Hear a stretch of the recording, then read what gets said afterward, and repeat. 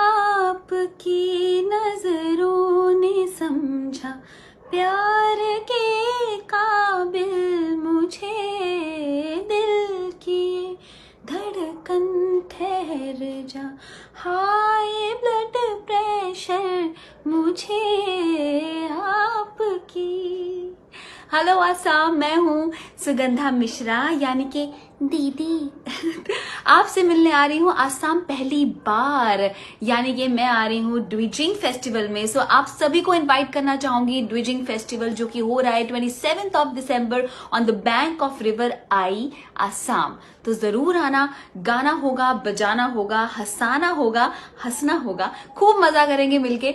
जरूर आना बेटा, क्योंकि शायद फिर से जन्म में मुलाकात हो न हो, लग जा गले से। धन्यवाद।